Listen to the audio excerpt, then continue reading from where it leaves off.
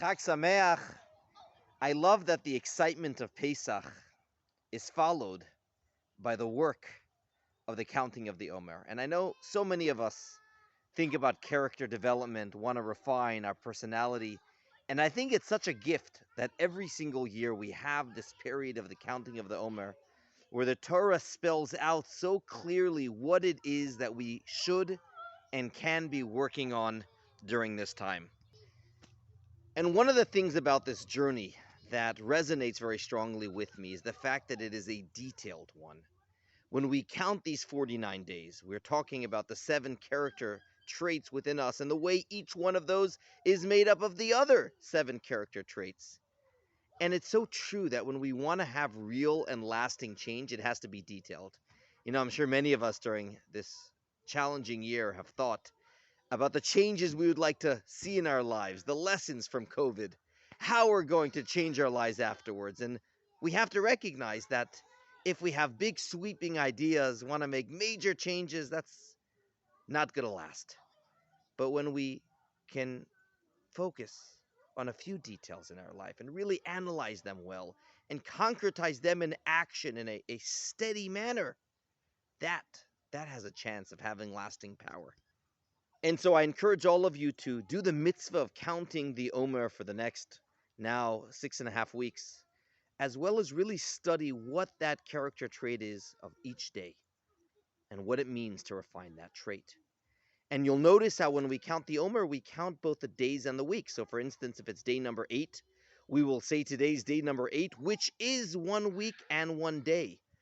And the reason for that, mystically, is because we are counting, working on, brightening both the general trait of that week, which is the week, as well as that particular day's trait, the way each one of the weeks is made up of the 7 other days.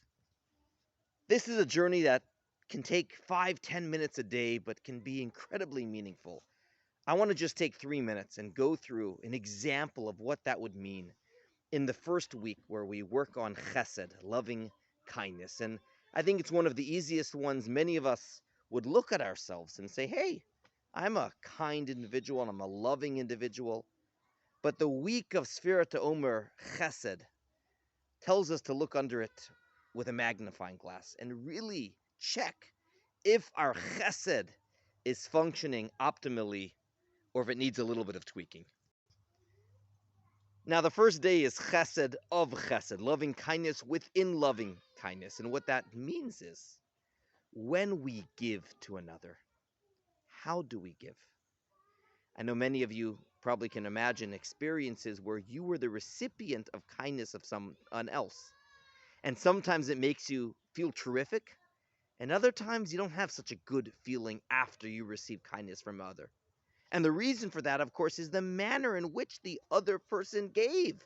Did they give wholeheartedly or did they give reluctantly? Did you feel that they were going out of their way for you, which is never good? Or did they do it in such a sweet and loving manner? On Chesed Shebechesed, we try to analyze, when I give, does it come with a full heart? Does it come with a smile? Do I feel drained afterwards, which might be an indication that it isn't coming from a smooth and easy place inside of me? Am I able to give freely without judgment? Chesed of chesed.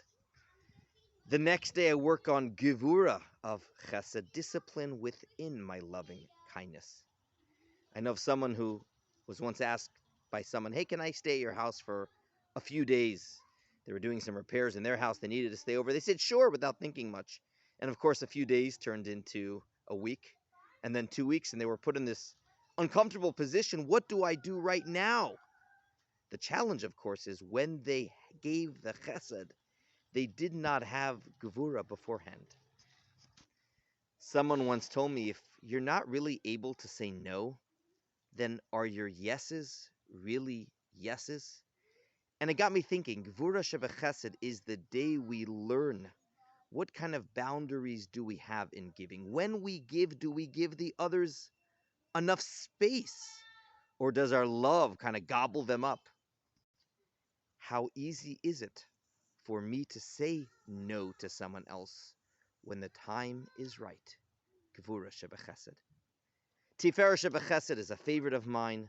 Tiferes brings in the beautiful trait of compassion.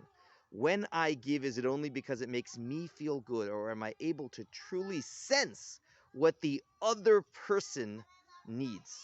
Tiferet shebechesed is able to tune in with sensitivity onto the real needs of the other individual.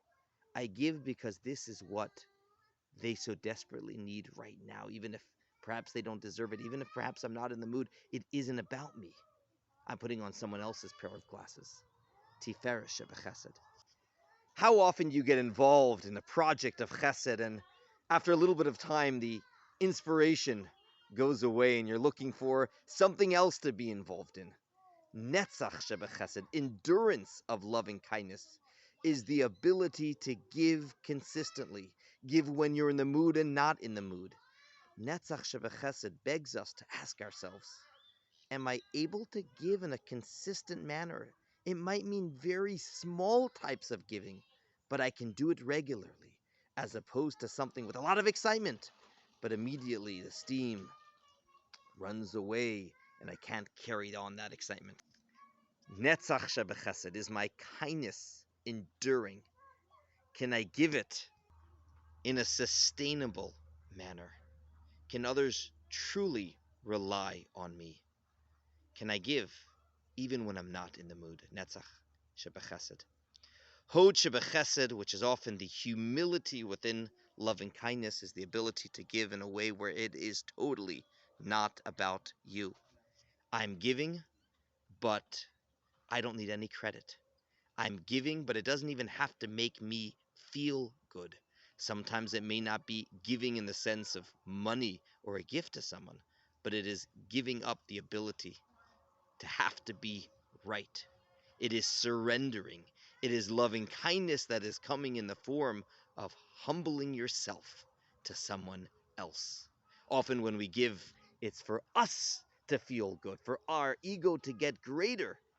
Hod shebechesed, loving kindness that is infused with humility. The last two are often an indication whether we did all the steps properly up until that point. Yesod shebechesed, foundation or connection within loving kindness. When we give of ourselves to someone else, the result should be a deeper connection to that other person. We should see the relationship growing. Sometimes, unfortunately, we give, and that isn't what happens.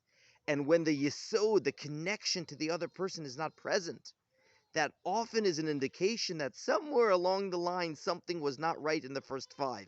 When the yesod shebechesed is not right, when it is not creating the proper bonds to someone else, it means I'm not rooted properly.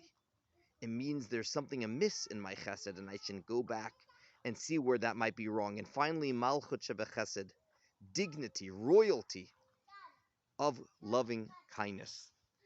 When we give to someone else, not only do we help the other person, but it should give us a true sense of self-worth, of dignity, of I am needed. It's such a good feeling to feel that you are on the giving end. Just as God is the ultimate giver, we can be Hashem's agent of good in the world and give.